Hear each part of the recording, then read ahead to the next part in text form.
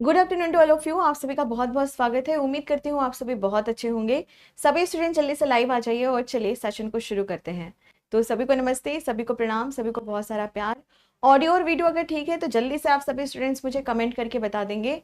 Okay, तो चलिए शुरू करते हैं। और आज का जो हमारा टॉपिक रहेगा बड़ा ही इंटरेस्टिंग टॉपिक है, जिसमें हम सभी ने पढ़ना है सेल बायोलॉजी। ठीक है, तो बहुत ही बढ़िया ये टॉपिक है, बहुत ही सिंपल टॉपिक है। और चलो शुरू करते हैं आज की क्लास को।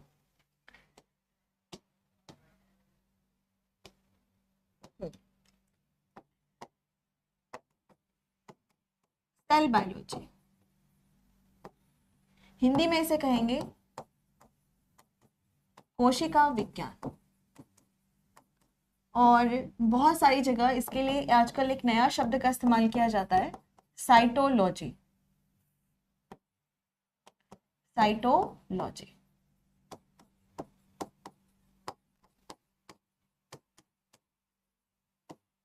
ठीक है। चलिए, तो सबसे पहले हम लोग यहाँ पर शुरू करते हैं सेल बायोलॉजी, कोशिका विज्ञान, और इसी को हम सभी साइटोलॉजी के नाम से भी यहाँ पर जानते हैं। तो सबसे पहले तो बात यही हो जाती है कि भाई साइटोलॉजी क्या है, साइटोलॉजी से आप सभी यहाँ पर क्या समझते हैं, है ना। यही यहाँ से प्रश्न आपका शुरू हो जाता है। तो साइटोलॉजी का मतलब होता है स्टडी ऑफ सेल। जब कभी भी हम लोग कोशिका का अध्ययन करते हैं, कोशिका का अध्ययन, कोशिका का अध्ययन करना क्या कहलाता है यहाँ पर? तो आंसर करना साइटोलॉजी यहाँ पर कहलाता है। ठीक है, तो सेल बायोलॉजी की अगर आप बात करते हो तो इसे हम कह रहे हैं कोशिका विज्ञान, इसी को हम सभी कहते हैं साइटोलॉजी। और साथ में आपको ध्यान में रखना है कि जब हम सेल की स्टडी करते हैं, जब हम कोशिका का अध्ययन करते हैं, तो इसी को हम क्या कहेंगे यहाँ पर? Cell biology. ठीक है, यहाँ तक क्लियर है? यहाँ तक डन? ओके। अब यहाँ पर ना सबसे पहले क्वेश्चन आता है कि भाई सेल क्या होता है। हम जब सेल बायोलॉजी पढ़ रहे हैं तो हमें ये भी तो पता होना चाहिए कि भाई सेल क्या होता है। ठीक है, तो चलो अब हम यहाँ पर ना सेल के बारे में भी थोड़ा सा समझते हैं कि सेल होता क्या है। सेल यानी कोशिका की अगर हम बात कर रहे हैं तो कोशिका होता क्या है। ठीक है, तो इसके हम सबसे पहले एक डेफिनेशन यहाँ पर तैयार करते हैं, और वो डेफिनेशन कुछ इस तरीके से होगी: the structural and functional unit of life। Unit of life, Hindi में भी लिख लेते हैं इसको, जीवन की संरचनात्मक तथा कार्यात्मक इकाई। ठीक है, ओके। तो हम सभी ने यहाँ पर क्या देखा कि सेल बायोलॉजी को ही हम सभी साइटोलॉजी के नाम से यहाँ पर जानते हैं। ठीक है, साइटोलॉजी का मतलब क्या होता है तो आप सभी को यहाँ ध्यान रखना है। साइटोलॉजी का मतलब होता है कोशिका का अध्ययन करना। क्या मतलब होगा यहाँ पर? कोशिका का अध्ययन करना। फिर यहाँ पर बात आती है कि भाई सेल क्या होती है, कोशिका यहाँ पर क्या होती है। तो आंसर करना है आप सभी को कि the structural and functional unit of the life, यानी जीवन की संरचनात्मक और कार्यात्मक इकाई। इसी को हम सभी क्या कहते हैं? सेल, यानी कोशिका के नाम से हम सभी इसे जानते हैं। अब यहाँ पर बात आती है कि भाई संरचनात्मक, कार्यात्मक, स्ट्रक्चरल, फंक्शनल, इसका क्या मतलब है। तो सबसे पहले हम यहाँ पर समझेंगे इकाई के बारे में, यानी यूनिट के बारे में। अब यूनिट क्या होता है? तो जैसे मान लो मेरे पास कोई भी एक सड़क है। ठीक है, कोई यहाँ पर एक सड़क है। ठीक है, अब हम लोग क्या कहते हैं? अरे कितनी दूर बचा है, कितनी दूर हमें और चलना है। तो हम कहेंगे कि भाई 1 किलोमीटर है ना। या फिर हम कोई कपड़ा लेने जा रहे हैं तो ये कितने मीटर का कपड़ा है, तो भाई इतने मीटर का ये कपड़ा है। तो जब आप यहाँ पर किसी भी चीज के मापन के लिए, किसी भी चीज को मेजर जब आप करते हो, किसी भी चीज को मापते हो, तो जो सबसे छोटा मापन होगा उसी को आप क्या कहोगे? यहाँ पर जो सबसे छोटा मेजरमेंट होगा उसी को क्या कहोगे? इकाई। अब जैसे मान लो ये कितने ग्राम का है, या ये कितने किलो का है, या फिर किलोमीटर, मीटर, लीटर, ये सब आप किस लिए इस्तेमाल करते हो? नापने के लिए, है ना। ये सब क्या है? इकाई है। तो बिल्कुल उसी तरीके से अगर हम अपने जीवन के बारे में बात करते हैं तो जीवन की इकाई क्या है, आपको कैसे पता चलेगा कि कोई भी यहाँ पर जीवित है, जीवन क्या है? तो आंसर करना है, हमें सेल से ही पता चलता है।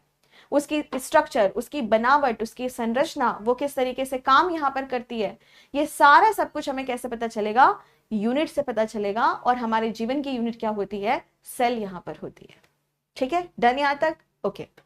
अब यहाँ पर ना हम आगे बढ़ते हैं। जब हम यहाँ पर सेल के बारे में बात करते हैं तो सबसे पहले पूछा जाता है कि सेल कितने प्रकार की होती है, सेल कितनी तरह की होती है। तो चलो इसको भी हम सभी यहाँ पर एक एक करके समझते हैं। ठीक है, चलिए ओके शुरू करें। ओके बच्चों, तो यहां पर शुरू करेंगे हम सभी। टाइप्स ऑफ सेल्स या टाइप ऑफ सेल, यानी कोशिका के प्रकार, कोशिका के प्रकार। चलिए अब शुरू करते हैं हम सभी यहां पर कोशिका के प्रकार। ठीक है, अब कोशिका के प्रकार की अगर आप यहां पर बात करो तो सबसे पहले बात आती है कि भाई ये बताइए कोशिका के प्रकार यहां पर क्या है। ठीक है, कोशिका कितने प्रकार की यहां पर होती है? तो आंसर करना, कोशिका 2 प्रकार की होती है। कितने प्रकार की होगी? 2 प्रकार की होती है। बहुत सिंपल है। पहला जो होता है इसे हम सभी कहते हैं प्रोकैरियोटिक सेल। पहला जो होता है इसे हम सभी क्या कहेंगे? Prokaryotic cell. प्रोकैरियोटिक कोशिका। ठीक है, और जो दूसरा नंबर यहां पर आएगा वो है हमारा eukaryotic cell. Eukaryotic cell.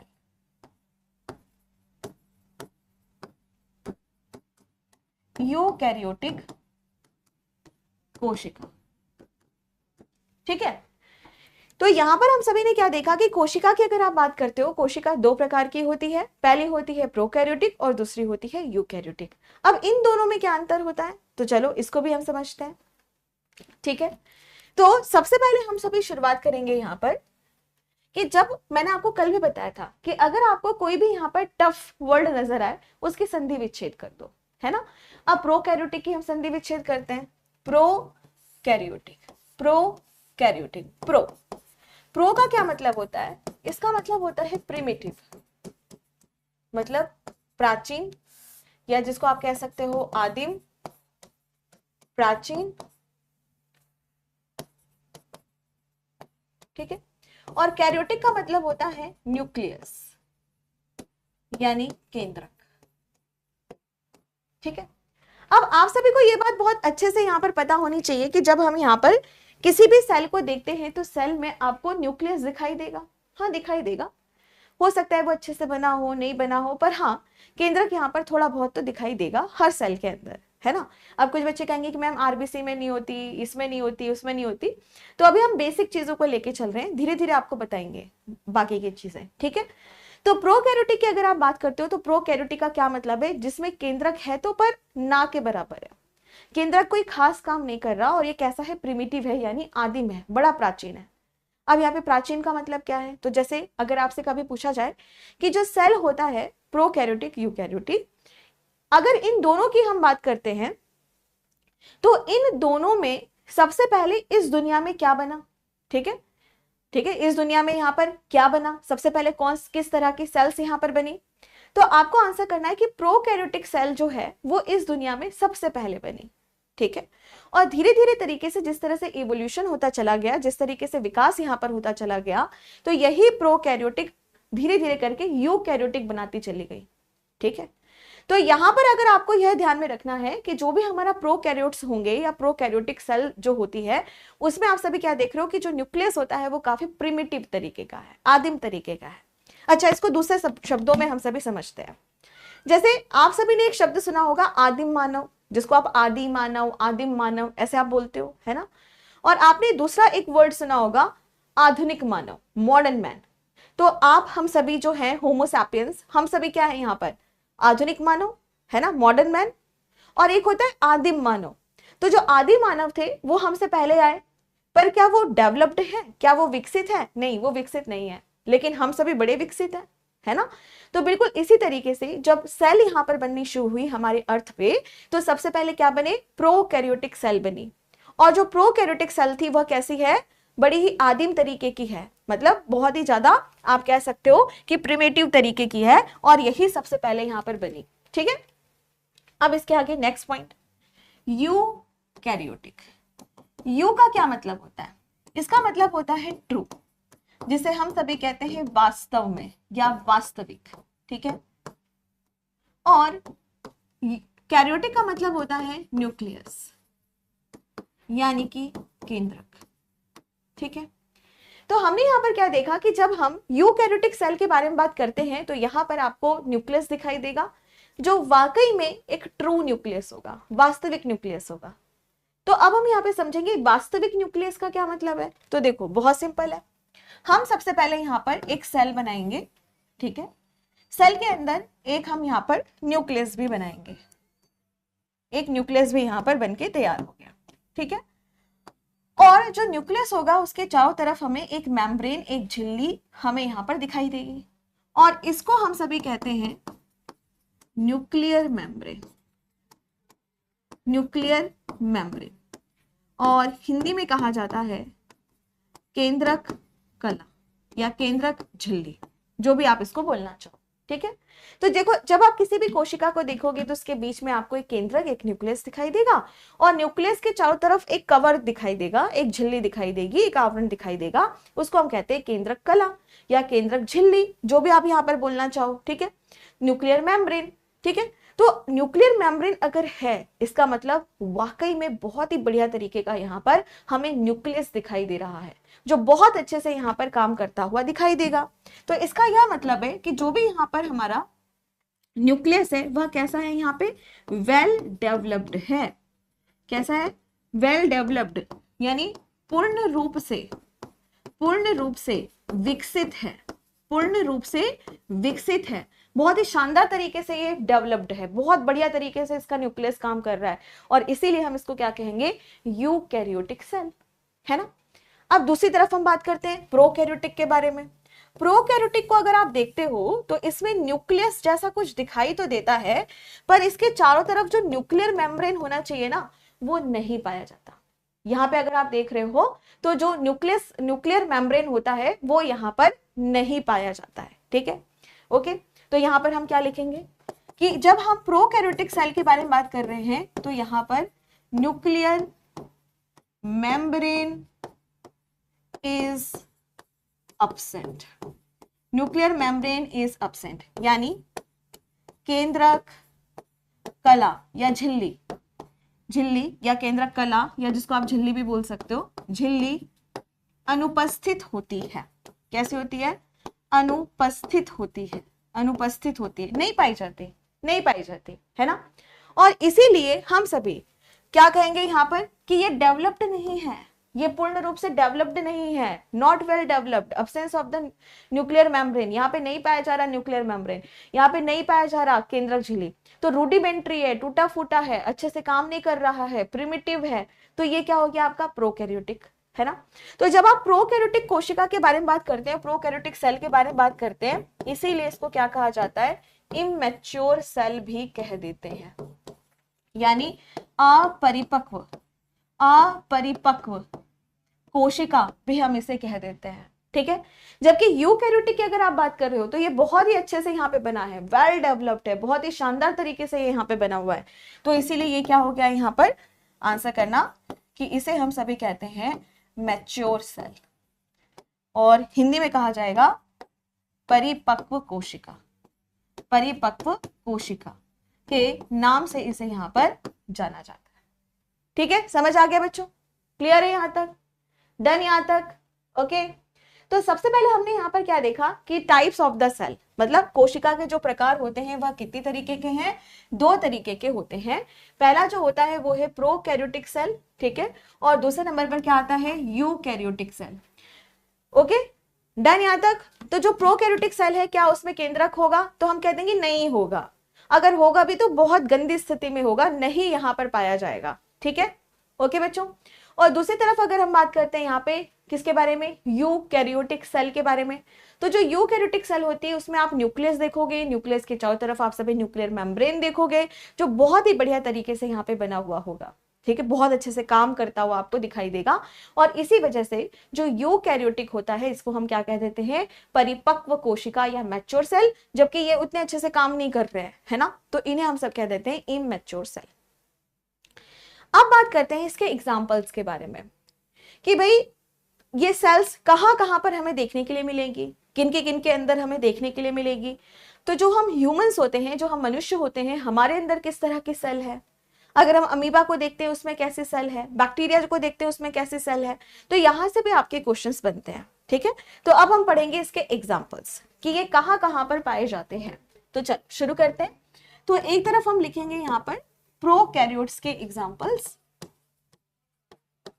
Prokaryotes के एग्जांपल्स, ठीक है, उदाहरण, और दूसरी तरफ हम सभी लिखेंगे यहाँ पर यूकैरियोट्स, यूकैरियोट्स के एग्जांपल, ठीक है, डन, ओके।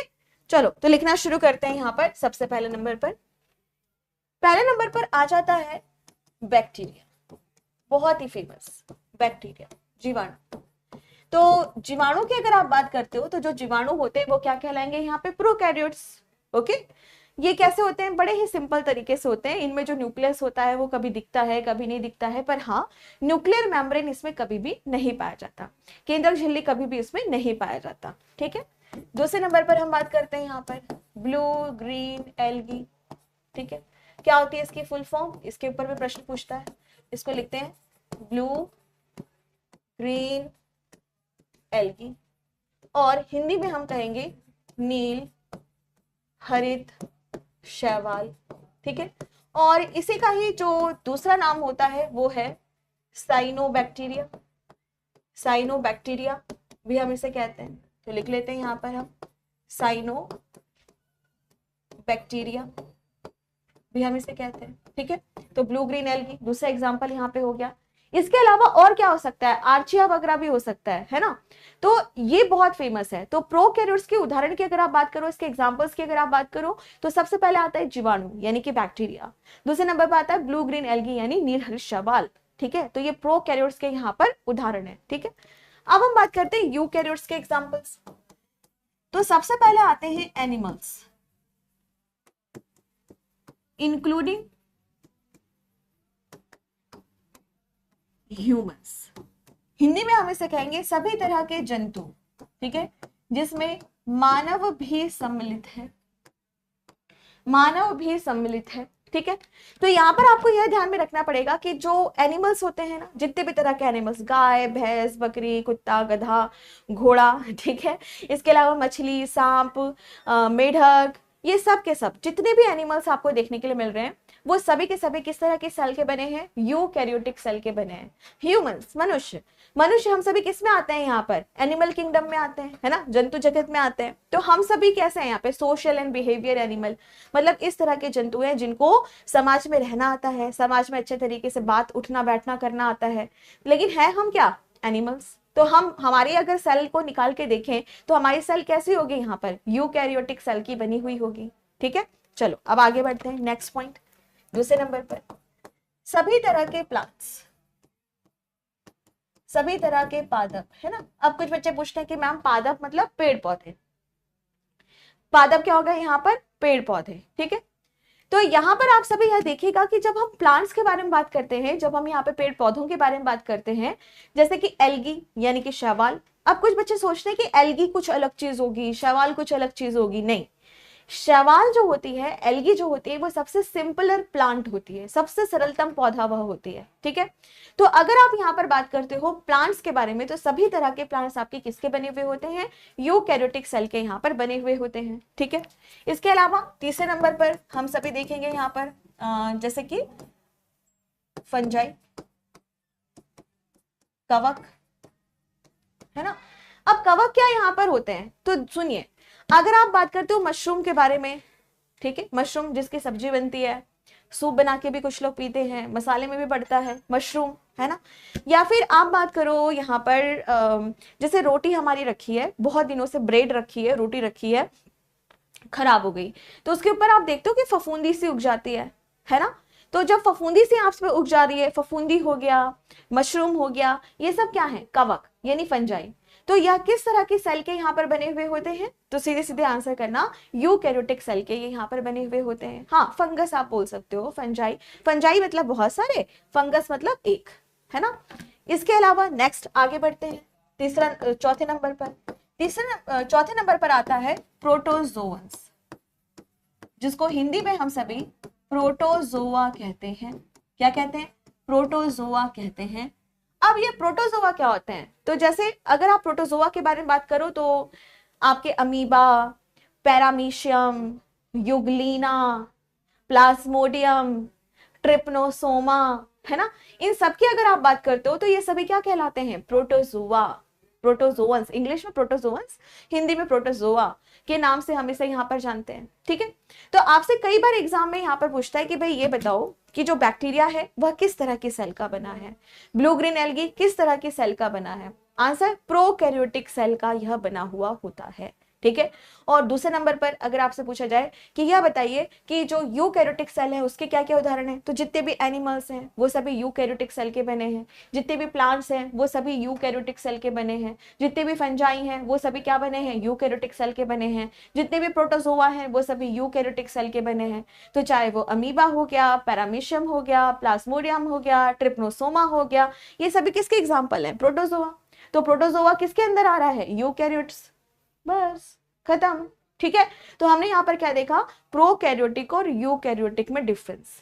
ठीक है, जब हम सेल बायोलॉजी पूरी पढ़ लेंगे तो एक बार फिर से हम और डिफरेंसेस देखेंगे, पर जो बेसिक डिफरेंस है वो यही है। ठीक है, अभी और भी डिफरेंसेस है, पर वो कब पढ़ना होगा, जब हम सेल बायोलॉजी पूरी खत्म कर लेंगे, तब एक बार फिर से हम उसको पढ़ेंगे। ठीक है, पर ये बेसिक अंतर होता है, इसलिए इसको मैंने पहले यहां पर बताया। ठीक है, अब चलो और एक और इंटरेस्टिंग बात हम पढ़ेंगे यहां पर आगे। सभी को समझ आ रहा है ना, सभी को बढ़िया से समझ आ रहा है, थम्स अप कर दो, सभी को समझ आ रहा है। ठीक है, बहुत बढ़िया।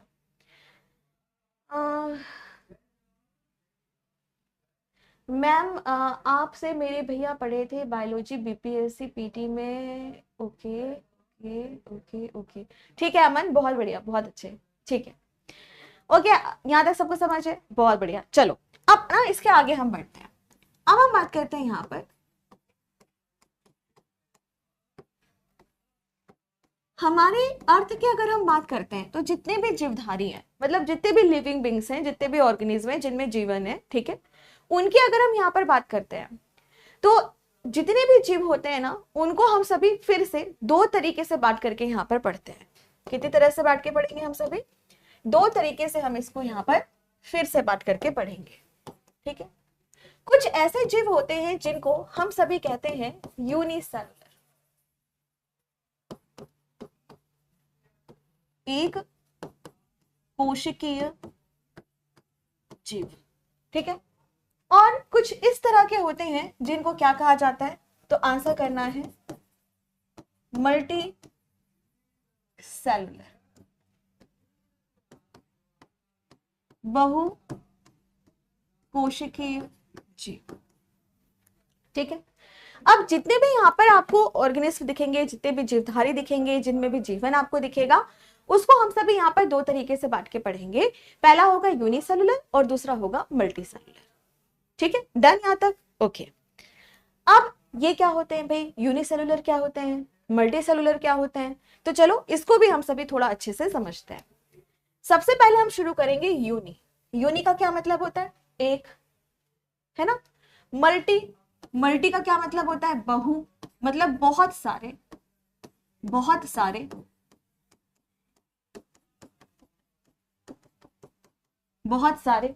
ठीक है, और यहां पर यूनि का क्या मतलब होता है, वन, सिर्फ एक। ठीक है, तो अगर हम यहां पर यह कहें यूनिसेलुलर, यूनि मतलब एक, सेलुलर मतलब सेल का बना हुआ, अगर कोई भी यहाँ पे जीव है, कोई भी लिविंग ऑर्गेनिज्म है, वो अगर सिर्फ एक सेल का बना हुआ है तो उसको हम सभी क्या कहते हैं, यूनिसेलुलर, सिर्फ एक सेल का बना है। ठीक है, तो यहाँ पे जब हम यूनिसेलुलर के बारे में बात करेंगे तो इन्हें हम क्या कह सकते हैं यहाँ पर, कि ऐसे जीवधारी जो सिर्फ और सिर्फ एक सेल से यहाँ पर बने हुए हैं।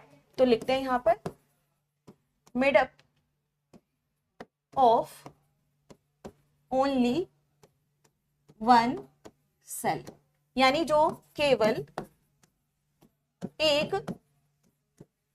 कोशिका से बने हैं, केवल एक कोशिका से बने जीव, उनको हम सभी क्या कह रहे हैं, एक कोश की, सिर्फ एक सेल से बने हैं, ठीक है। और मल्टी सेलुलर की अगर आप यहां पर बात कर रहे हैं तो ये कैसे होंगे, made up of more cells, मतलब बहुत सारे सेल से बने, बहुत सारे कोशिकाओं से बने जीव, ठीक है। तो कुछ ऐसे जीव होते हैं जो सिर्फ और सिर्फ यहां पर एक सेल से बने हैं, ठीक है। कुछ बच्चे ऐसे हैं जो मेरे से पढ़ करके ही मेरे से ही बातें बना रहे हैं, ठीक है। तो बेटा मैं आपको यही कहना चाहूंगी, आपको सब कुछ यहाँ पे पढ़ाया जाएगा, ओके। तो आप सभी यहाँ पर पढ़ाई पे फोकस करो, ठीक है, ओके। चलो ठीक है। तो सबसे पहले हम यहाँ पर बात करते हैं ऑर्गेनिज्म की, अगर हम बात करें, जीवधारियों की अगर हम यहाँ पर बात कर रहे हैं, तो जो भी यहाँ पर जीव होते हैं, जो भी यहाँ पे ऑर्गेनिज्म होते हैं, उनको दो तरीके से हमने बांट दिया। पहला क्या होगा यहाँ पे, यूनिसेलुलर, दूसरे क्या हो गए, मल्टी सेलुलर, एक कोशिकीय, बहुकोशिकीय। बहुत सिंपल है, जो सिर्फ एक सेल से बने होंगे, सिर्फ एक सेल से, उनको हम सभी क्या कह रहे हैं, यूनिसेलुलर, एक कोशिकीय। जो बहुत सारी सेल से यहाँ पर बने हुए होंगे, उनको यहाँ पर क्या कहा जाएगा, तो आंसर करना मल्टी सेलुलर, यानी बहुकोशिकीय उनको यहाँ पर कहा जाएगा, ठीक है। अब हम बात करते हैं आगे इसके एग्जाम्पल्स के बारे में। तो इसके एग्जाम्पल से बहुत ज्यादा प्रश्न आपके एग्जाम में पूछा जाता है, ठीक है। चलिए तो आगे बढ़ते हैं, यहाँ पर एग्जाम्पल्स क्या क्या यहाँ पर हो सकते हैं। तो चलो एक काम करते हैं, सबसे पहले हम सभी स्टार्ट करते हैं बहुकोशिकीय से, ठीक है। तो पहले नंबर पर आ जाते हैं यहाँ पर सभी तरह के एनिमल्स, जिसमें ह्यूमंस भी आ जाएंगे, मतलब सभी तरह के जंतु, सभी जंतु जानवर, है ना, जिसमें मानव भी सम्मिलित है। तो अगर आप मानव के बारे में बात करते हो, ह्यूमंस के बारे में बात करते हो, तो जो ह्यूमंस होते हैं, जो मनुष्य होते हैं, वो कैसे हैं, बहुत सारी सेल के बने हुए हैं, है ना, बहुत सारी सेल से हम सभी यहाँ पर बने हुए हैं। आगे नेक्स्ट पॉइंट, दूसरे नंबर पर प्लांट्स, यानी कि पादप, पेड़ पौधे, ठीक है। हम सभी कैसे हैं, हम भी यहाँ पर बहुत सारी सेल से बने हैं। हाँ, एक दो ऐसे हो सकते हैं पौधे, जैसे कि एसिटाबुलेरिया, है ना, वो एक तरह का शैवाल होता है जो सिर्फ एक सेल का बना है, वो भी मैं अभी आपको पढ़ाऊंगी। लेकिन अधिकांशता 99.99% अगर आप देखो तो जितने भी पेड़ पौधे होते हैं वो सभी मल्टी सेलुलर में ही रखे जाएंगे। तो अगर क्वेश्चन आपसे पूछा जाए कि भाई जो पेड़ पौधे होते हैं वह कैसे होंगे, तो आंसर करना मल्टी सेलुलर ही होते हैं, ठीक है। डन यहां तक, ओके। अब इसके बाद तीसरा नंबर, सभी तरह के फंजाई, सभी तरह के कवक, सभी तरह के कवक किसमें रखे जाएंगे, मल्टी सेलुलर। लेकिन यहां पर आपको लिखना होगा एक नोट। क्या नोट लिखना होगा यहां पर, तो चलो समझते हैं। यहां पर हम बात करते हैं ईस्ट के बारे में, ईस्ट के बारे में, जिसको हम सभी खमीर के नाम से भी जानते हैं, ठीक है। तो अगर आप यहाँ पर जितने भी कवक को देखते हो, सभी के सभी जो कवक होते हैं, सभी के सभी कवक वो कैसे होते हैं, मल्टी सेलुलर, बहुकोशिकीय। लेकिन यहाँ पे ना एक ईस्ट नाम का, एक खमीर नाम का कवक आता है, ये बेचारा कैसा होता है, ये होता है यूनिसेलुलर, सिर्फ ये होता है यूनिसेलुलर, एक कोशिकीय। बाकी सभी तरह के जो आप ईस्ट देखते हो, या सभी तरह के जो बाकी आप कवक यहाँ पर देखते हो, वो सभी के सभी कैसे होते हैं, बहुकोशिकीय होते हैं, ठीक है। अब मैम ईस्ट क्या होता है, ये भी मन में आ रहा होगा। तो देखो, जलेबी खाते हो, कौन कौन बच्चा जलेबी खाता है, ठीक है। तो जलेबी खा रहे हैं हम, डोसा खाते हैं, इडली खाते हैं, खमन खाते हैं, या फिर ढोकला खाते हैं, या फिर और क्या खा सकते हो, ब्रेड खाते हैं, बिस्किट्स खाते हैं, पेस्ट्री खाते हैं, केक खाते हैं, राइट। तो इन सभी में क्या इस्तेमाल किया जाता है, जो भी हम यहाँ पर पेस्ट बनाते हैं ना, मतलब जैसे इडली बनानी है, हमने पेस्ट बनाया कि उसमें चावल हमने डाला, उड़द की दाल, शायद कुछ लोग सूजी वगैरह भी डालते हैं, रवा वगैरह, थोड़ी देर के बाद क्या देखते हो, इस तरह से फूल जाता है, ठीक है। फिर उसका पेस्ट हम बना देते हैं फटाफट से, इडली डोसा जो भी आपको बनाना है, केक पेस्ट्री जो भी, सबका अपना अलग सामान रहता है। तो उसमें क्या किया जाएगा कि जब आप घर पे बना रहे हो, थोड़ा सा बना रहे हो 4 लोगों के लिए, 3 लोगों के लिए, या चलो बहुत बड़ा परिवार है तो 8 लोगों के लिए हम बना रहे हैं, लेकिन मान लो अगर हमें दुनिया भर के लोगों को खिलाना है तो हम क्या करेंगे, यहाँ पे उसकी फैक्ट्री लगाएंगे ना। अब उसमें हम इतना इंतजार तो करेंगे नहीं, तो उस टाइम पे हम क्या करते हैं यहाँ पर कि जो ईस्ट होता है, जो खमीर होता है, उसका इस्तेमाल करते हैं। ठीक है, छोले भटूरे के भटूरे वगैरह ये सब जो बनते हैं। ठीक, तो जब हम यहाँ पर ईस्ट के बारे में बात करते हैं तो ये किण्वन की प्रक्रिया कर देता है, फर्मेंटेशन कर देता है, मतलब चीजों को फुला देता है। तो वहां पर आप ईस्ट का प्रयोग करते हो। तो ईस्ट क्या है, तो आंसर करना, ये एक तरह का कवक होता है, एक तरह का फंजाई होता है, पर कैसा होगा, यूनिसेलुलर। लेकिन अगर आप मशरूम के बारे में बात कर रहे हो, आप फफूंदी के बारे में बात कर रहे हो, तो वो क्या है, वो भी तो कवक है, लेकिन वो सभी कैसे हैं, मल्टी सेलुलर, बहुकोशिकीय। आपको सिर्फ इतना ध्यान रखना है कि सभी तरह के कवक, सभी तरह के फंजाई कैसे होंगे, बहुकोशिकीय।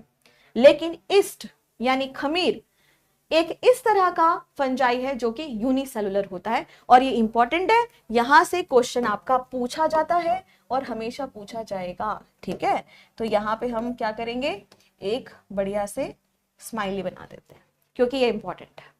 ठीक है, चलो बच्चों अब आगे बढ़ते हैं नेक्स्ट पॉइंट की तरफ।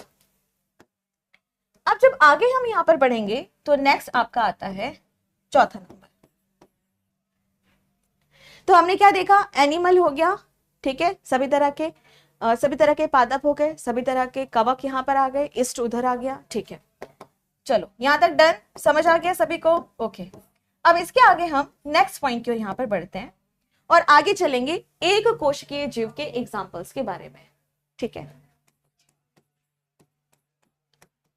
पहला बैक्टीरिया, सो कॉल्ड फेमस जीवाणु। दूसरे नंबर पर ब्लू ग्रीन एल्गी, है ना, तो ये मैंने आपको फुल फॉर्म पहले ही लिखवा दी है, ब्लू ग्रीन एल्गी, नील हरित शैवाल, ओके, जिसको हम साइनोबैक्टीरिया भी बोलते हैं। ठीक, अब तीसरा नंबर, अब यहां पे बड़ा ही खतरनाक तरीके से आएगा प्रोटोजोअस। प्रोटोजोआ है ना, इंटरेस्टिंग बात कि प्यारे बच्चों प्रोटोजोआ जो होता है वह यूकैरियोटिक सेल का बना होता है, पर कैसा होगा, यूनिसेलुलर, एक कोशिकीय होता है। फॉर एग्जाम्पल, मैं एग्जाम्पल भी लिख देती हूँ यहाँ पे, कुछ बच्चे बड़े परेशान हैं, तो जैसे कि अमीबा,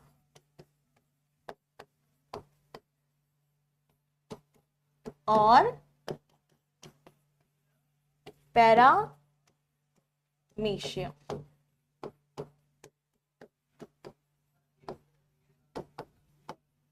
और यूग्लिना।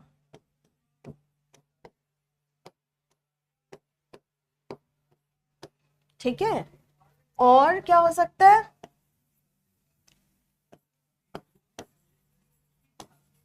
प्लाज्मोडियम।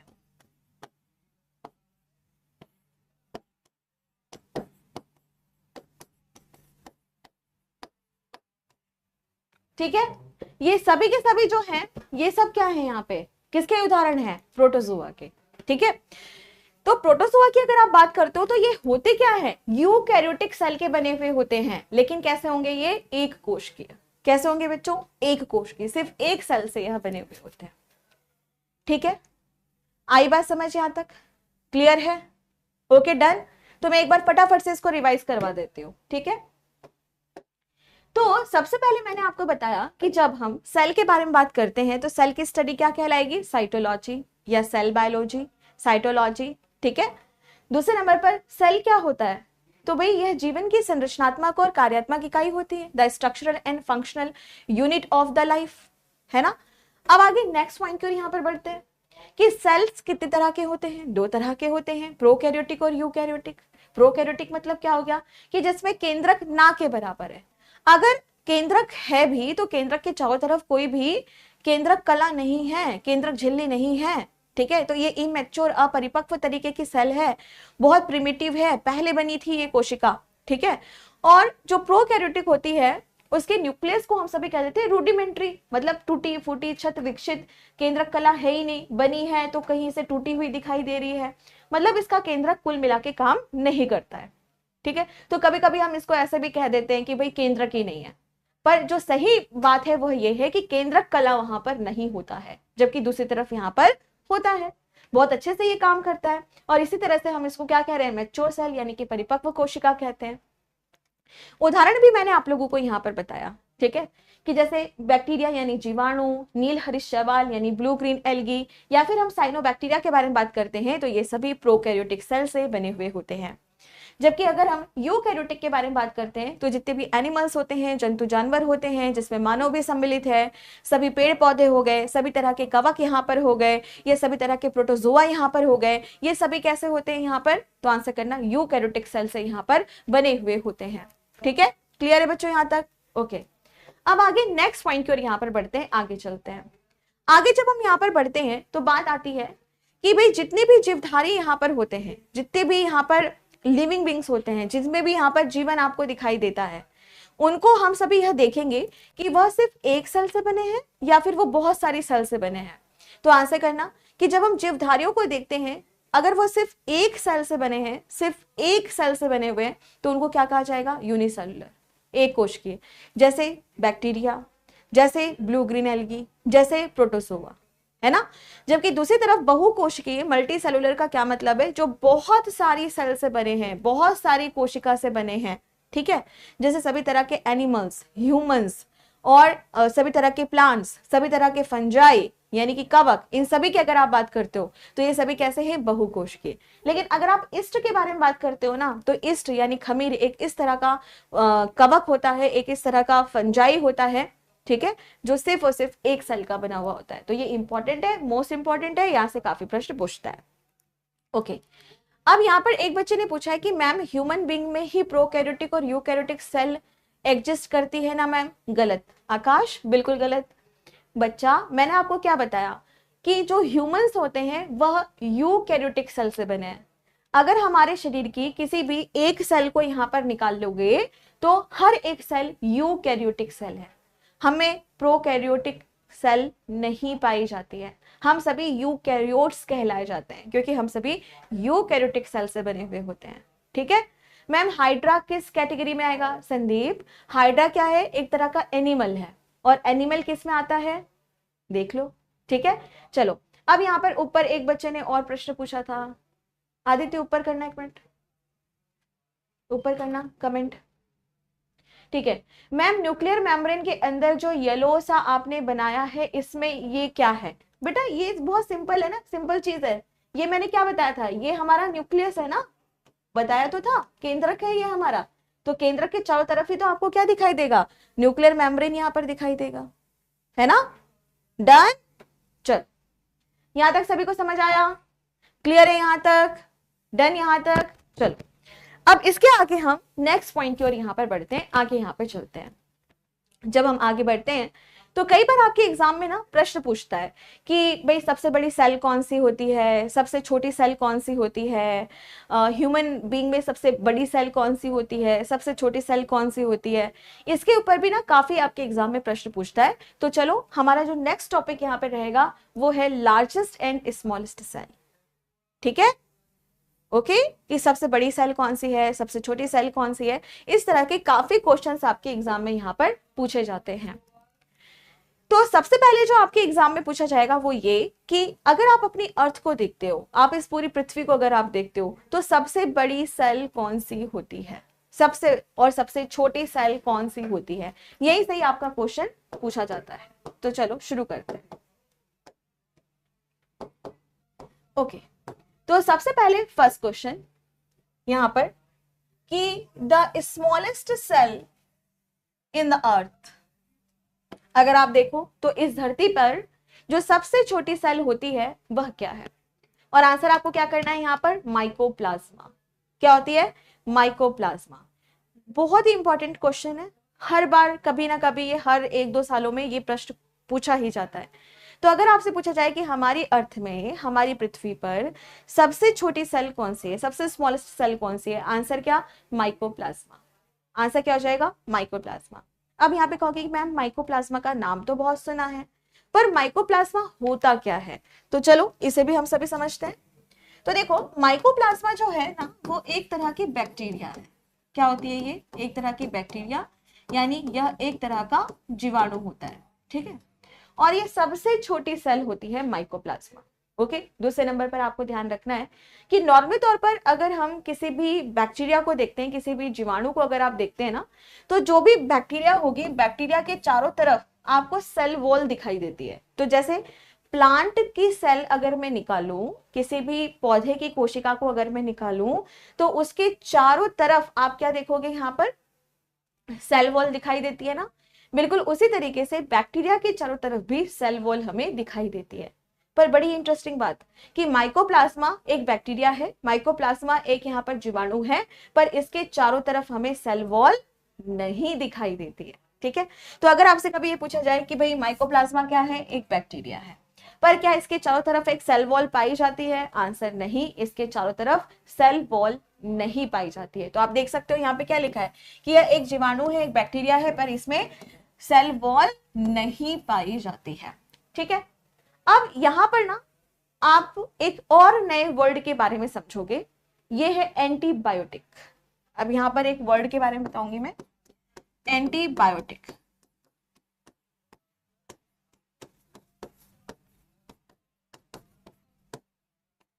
इसी को हम सभी जीवाणु रोधी भी बोलते। अब ये जीवाणु रोधी क्या है? अब ये एंटीबायोटिक क्या है? तो चलो इसको भी हम सभी समझते हैं यहाँ पर। तो देखो बच्चों, मान लो कि कभी हम बीमार हुए और हम डॉक्टर के पास यहाँ पर पहुंचे, है ना। जब हम डॉक्टर के पास यहाँ पर पहुंचे तो हमने कहा कि अरे हमें तो बड़ी प्रॉब्लम हो रही है, हमें तो फीवर भी आ रहा है, देखो हमें क्या हो गया। तो जो डॉक्टर होते हैं वो सबसे पहले आपको क्या देते हैं? यहाँ पर एंटीबायोटिक दवाई देते हैं। एंटीबायोटिक क्या है? एक इस तरह की दवाई होती है जो कि बैक्टीरिया को मारने का काम करती है ना। सबसे पहले आपको क्या दिया जाता है? एंटीबायोटिक दिया जाता है कि भाई ये खा लो, ताकि अगर कोई बैक्टीरियल इन्फेक्शन है तो वो ठीक हो जाएगा, है ना। अब इसके पीछे भी बहुत बड़ी हिस्ट्री है अलेक्जेंडर फ्लेमिंग की, जिन्होंने क्या किया था? पेनिसिलिन नाम की पहली एंटीबायोटिक बनाई थी। तो वो सब हम बाद में पढ़ेंगे, अभी हम फोकस करेंगे यहाँ पर माइकोप्लाज्मा के ऊपर, है ना। तो माइकोप्लाज्मा क्या है? एक प्रकार की बैक्टीरिया है। ये हमारे अर्थ की, हमारे वर्ल्ड की सबसे स्मॉलेस्ट सेल है, सबसे छोटी यह कोशिका होती है। यह एक बैक्टीरिया होती है। इस बैक्टीरिया में सेल वॉल नहीं पाया जाता, ठीक है। अब हम बात करते हैं एंटीबायोटिक। एंटीबायोटिक एक ऐसी दवाई होती है जिससे बैक्टीरिया को मारा जाता है। पर बड़ी ही इंटरेस्टिंग बात यह है कि किसी भी एंटीबायोटिक से हम सभी इस बैक्टीरिया को नहीं मार सकते। किसको? माइकोप्लाज्मा को। क्यों नहीं मार सकते भाई? ये भी तो क्वेश्चन आ रहा होगा दिमाग में कि जब एंटीबायोटिक से सभी बैक्टीरिया मर जाती हैं तो माइकोप्लाज्मा क्यों नहीं मरती है? तो आंसर करना है, इस वजह से नहीं मरती क्योंकि जो एंटीबायोटिक होता है ना वो डिजाइन किया जाता है। कोई भी दवाई डिजाइन की जाती है, दवाई जब बनाई जाती है तो किस हिसाब से बनाई जाती है एंटीबायोटिक? कि हमें जिस भी बैक्टीरिया को मारना है उसकी सेल वॉल कैसी है, तो हम सेल वॉल को क्या कर देंगे? तोड़ देंगे, ताकि जो बैक्टीरिया है वो ऑटोमेटिकली मर जाएगी। लेकिन यहाँ पर क्या दिक्कत है? यहाँ पर यह दिक्कत है कि इस बैक्टीरिया में तो सेल वॉल है ही नहीं, ठीक है। तो अगर आपसे कभी ये पूछा जाए कि ये बताओ कि माइकोप्लाज्मा किसी भी एंटीबायोटिक दवाई से नहीं मरती, ऐसा क्यों? तो आंसर करना कि एंटीबायोटिक से बैक्टीरिया की सेल वॉल को डिस्ट्रॉय किया जाता है, नष्ट किया जाता है, ताकि बैक्टीरिया मर जाए। लेकिन जब हम माइकोप्लाज्मा को देखते हैं तो माइकोप्लाज्मा में तो सेल वॉल होती ही नहीं है। इसी वजह से कोई भी एंटीबायोटिक इसको नहीं मार पाती है और इसीलिए हमें दूसरी तरह की दवाइयां लेनी पड़ती है, ठीक है। डन यहां तक? चलो अब इसके आगे नेक्स्ट पॉइंट की ओर यहां पर हम बढ़ते हैं। आगे हम बढ़ते हैं कि जो भी माइकोप्लाज्मा होता है इसका साइज कितना होता है। तो आंसर करना 0.1 से 0.5 मिलीमीटर। लेकिन एग्जाम में साइज के ऊपर कोई खास प्रश्न नहीं पूछता है। प्रश्न कहां से पूछेगा? तो आंसर करना, प्रश्न फिर पूछता है यहां से, यहां से, ठीक है। तो कहेगा पीपीएलओ किसे कहते हैं? आंसर करना, माइकोप्लाज्मा को ही पीपीएलओ कहते हैं। और फिर आपसे पूछेगा पीपीएलओ की फुल फॉर्म बताइए। तो आंसर क्या करना? पीपीएलओ की फुल फॉर्म होती है प्लूरो निमोनिया लाइक ऑर्गेनिज्म। क्या होती है इसकी फुल फॉर्म यहाँ पर? तो आंसर करना, pleuro pneumonia like organism. Ma'am क्या ये हार्मफुल होता है बॉडी के लिए? यस। अगर आप माइकोप्लाज्मा के बारे में बात करो तो ये निमोनिया नाम का रोग देती है। बैक्टीरिया है ना, तो खतरनाक बैक्टीरिया है ये तो, ठीक है। पर इसके लिए फिर दूसरी तरह की मेडिसिन चलती हैं हम, लेकिन एंटीबायोटिक से इसको नहीं मार सकते हैं, ठीक है। और माइकोप्लाज्मा को ही क्या कहा जाता है, पीपीएलओ कहा जाता है। और पीपीएलओ की फुल फॉर्म क्या होती है, प्लूरो निमोनिया लाइक ऑर्गेनिज्म, ठीक है। और साथ में आपको यह भी ध्यान रखना है कि पीपीएलओ की फुल फॉर्म के ऊपर प्रश्न पूछा गया है, तो ये है आपका इंपॉर्टेंट, ओके। दूसरे नंबर पर माइकोप्लाज्मा को हम सभी कहते हैं जोकर ऑफ एनिमल किंगडम, इसको हम सभी जोकर भी कहते हैं। आप सभी ने जोकर देखा है, जोकर कैसा होता है, जोकर देखा है कभी, जोकर देखा है, ठीक है। तो पहले ना सर्कस चलते थे, अभी भी चलते हैं, पर भारत में अब धीरे धीरे करके लोग ये सब चीजें नहीं कर रहे हैं, ठीक है। तो वहां पर आपने देखा होगा कि जैसे जोकर होता है, या किसी मूवी में देखा होगा, किसी मतलब वेब सीरीज में देखा होगा, या फिर किसी नाटक में देखा होगा। तो जो भी जोकर होते हैं ना, वो क्या करते हैं, अपने फेशियल एक्सप्रेशंस को बड़ा चेंज करते हैं, कभी हंस रहे हैं, कभी मुस्कुरा रहे हैं, कभी रूठ जाएंगे, कभी रोने लगेंगे, कभी गुस्सा दिखाने लगेंगे, है ना। तो वो अपने फेशियल एक्सप्रेशन को, अपने चेहरे का जो भाव रहता है उसको क्या करते रहते हैं, यहाँ पर चेंज करते रहते हैं, करते रहते हैं ना यहाँ पर, है ना। तो बिल्कुल इसी तरीके से जब हम बात करते हैं माइकोप्लाज्मा के बारे में, तो माइकोप्लाज्मा कभी ऐसे दिख रहा है, कभी ऐसे दिख रहा है, कभी ऐसे दिख रहा है। मतलब आप क्या देख रहे हो कि ये अपने फेस को चेंज कर रहे हैं, या कह सकते हो अपने शेप को चेंज कर रहे हैं, ठीक है।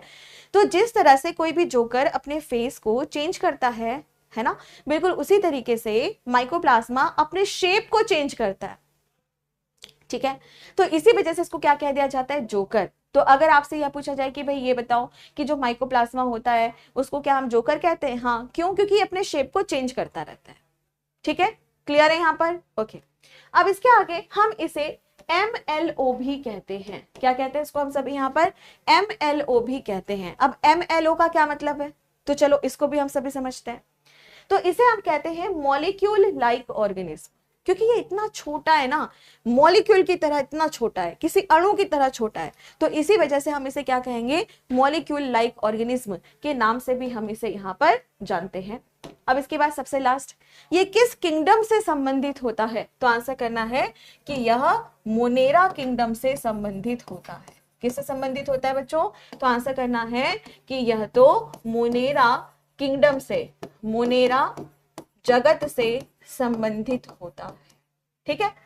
अभी सब कुछ पढ़ा जाएगा। तो एक बच्चे ने पूछा कि ma'am what is the difference between fungi, bacteria and algae. बेटा सब पढ़ाएंगे, एक ही दिन में सारा कंप्लीट तो नहीं हो जाएगा, इसीलिए कहा है डेली क्लास में आना है, ताकि थोड़ा, वो कहते हैं ना, थोड़ा थोड़ा खाओ, बार बार खाओ, अच्छे से डाइजेस्ट होता है, शरीर बनता है, हमारी बॉडी बनती है ना। तो बिल्कुल इसी तरीके से आपको डेली क्लास में आना है, ताकि थोड़ी थोड़ी चीजें आपको आती जाएं, और जब आपका ये बैच खत्म हो तो आप क्या बन जाओ, बायोलॉजी के बाहुबली, ठीक है। ओके चलो, तो एक बार फटाफट से इसको रिवाइज करते हैं। सबसे पहले आपसे पूछेगा कि यह बताइए हमारे इस पूरे वर्ल्ड में, हमारी इस पूरी दुनिया में, अर्थ में अगर हम देखें तो सबसे छोटी सेल कौन सी है, आंसर माइकोप्लाज्मा, ठीक है। माइकोप्लाज्मा क्या है, एक बैक्टीरिया है, एक जीवाणु है, पर ऐसी जीवाणु है, ऐसी बैक्टीरिया है जिसमें सेल वॉल नहीं पाया जाता, इसीलिए कोई भी एंटीबायोटिक इसे नहीं मार पाती। इसका जो साइज होता है वो 0.1 से लेके 0.5 mm तक होता है, ठीक है। नेक्स्ट, पीपीएलओ किसे कहते हैं, माइकोप्लाज्मा को ही हम सभी पीपीएलओ कहते हैं, और पीपीएलओ की फुल फॉर्म क्या होती है, प्लूरो निमोनिया लाइक ऑर्गेनिज्म, ठीक है। Joker of the animal kingdom किसे कहा जाता है, तो आंसर करना जोकर हम माइकोप्लाज्मा को ही कहते हैं। MLO की फुल फॉर्म बताओ, मॉलिक्यूल लाइक ऑर्गेनिज्म, किसे कहा जाएगा, माइकोप्लाज्मा को कहा जाएगा। किस किंगडम से यह संबंधित है, किस जगत से यह संबंधित है, आंसर मोनेरा जगत से यह संबंधित है, ठीक है। डन यहाँ तक, चलो अब टाइम हो क्या है, नहीं तो मैं इसको और भी आगे पढ़ाती, ठीक है। जैसे सबसे छोटी बैक्टीरिया कौन सी है ना, सबसे बड़ी सेल कौन सी है, सबसे बड़ा एक कोशिकीय पौधा कौन सा है, ये सब कुछ हम लोग यहाँ पर पढ़ेंगे, ठीक है। तो अभी मैं आपको बोल्ड पीडीएफ दे दूंगी, A4 साइज की जो पीडीएफ होगी वो आपको टॉपिक कंप्लीट होने के बाद मिल जाएगी, ठीक है।